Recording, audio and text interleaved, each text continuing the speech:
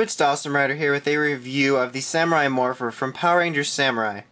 So, in light of comments and such on my other Samurai reviews, I feel a need to talk at the beginning really quickly. This review, despite being for a children's toy, is primarily geared towards adult collectors. I know some of you may think that's a funny idea, but Power Rangers has a decent adult following, a rather large one actually. So this is geared towards adult collectors.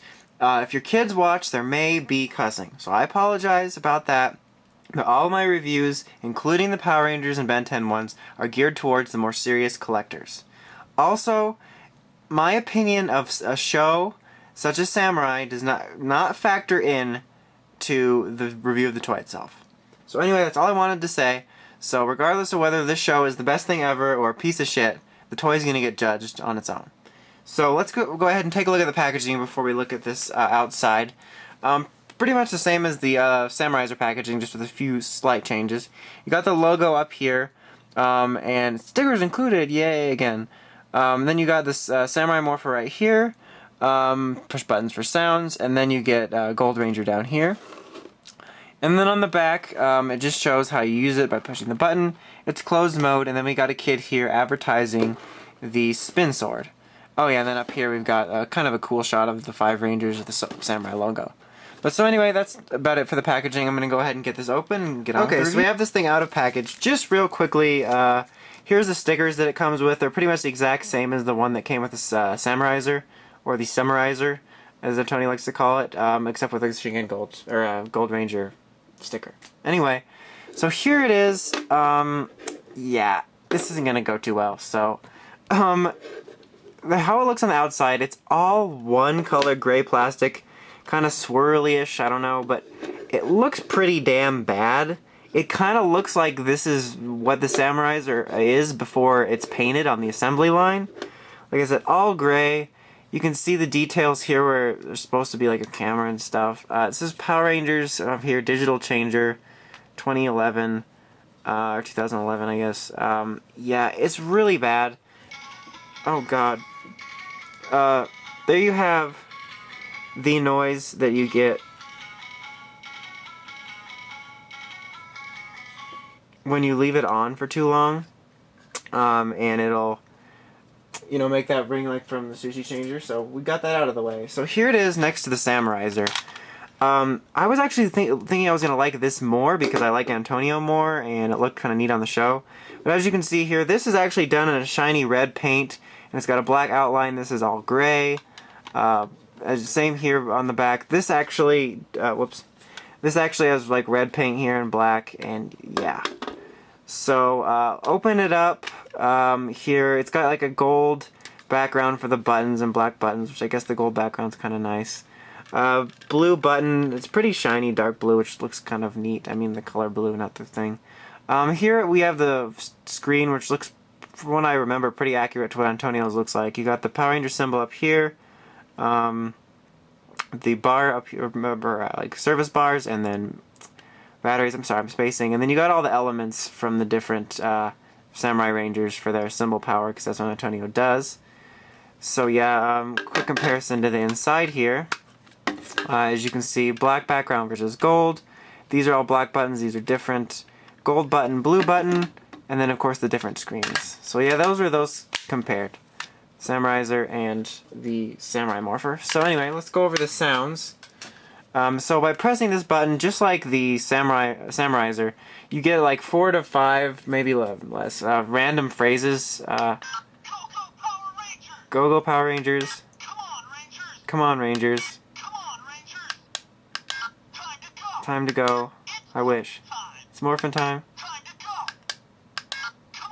Okay, so it does it randomly, which is really a pain for reviewing, so yeah. Anyway, so then you hold the button down, it'll do the transformation noise.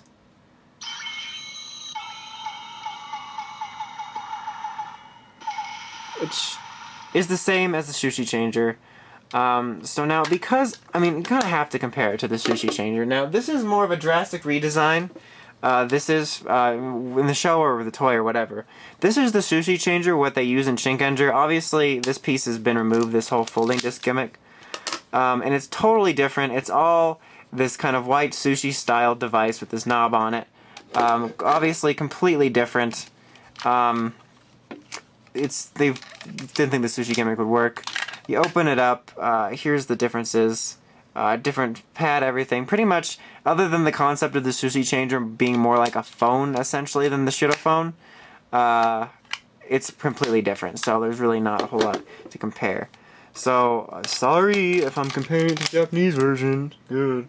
Anyway, yeah, this thing, it's a big letdown. Like I said before I get on with the final verdict, you heard that, it'll probably pop up again in a minute, but that sort of waiting ringtone, there it goes. Thank you. Does that twice.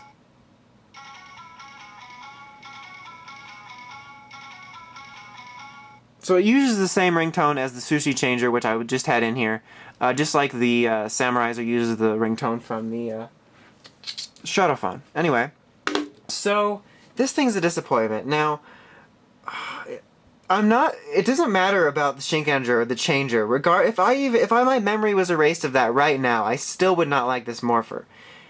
If you not just compare this to the Shinkenger version, if you compare this to even the Bandai of America Morphers we used to get, the Bandai of America Morphers we used to get used to be from just like the Japanese practically, to a little bit less, to crap. I mean, not even based off the Japanese toys. The quality of the Morphers from Mighty Morphin until now has dropped severely. From it being like, oh, this is a cool Morpher toy, this is a McDonald's toy. This is beneath a McDonald's toy.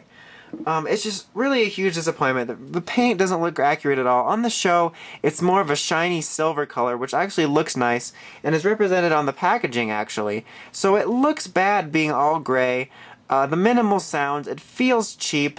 The only positive thing I really have to say about it is that on the show I like the redesign, and I like that it's more phone size and more compact. And on the show it does well, but here it doesn't. It's just really bad representation. I mean, regardless of Japanese toys or anything, compared to past Morphers, the quality of Bandai of America is embarrassing right now in terms of Morphers. There are very few good things in the Samurai toy line, which is disappointing, but unless you're a huge Antonio freak or you're like me and you have to have the Morpher that's in the show, I would pass on this. I do not recommend this at all. It's a really crappy Morpher, and it's a disgrace to previous PR Morphers in general, not even comparing it to anything else. So, definite pass. It's bad. I'm sorry. I love Antonio, and he's so golden, but it's a pass. I'm sorry. So, until next time, make sure you check out Writers, Rangers, and Rambles for Toku News in the craziest way possible. And, of course, check out the Crazy Podcast and the Crazy Ramboards while you're there. And until next time, it's Dawson Ryder, signing out.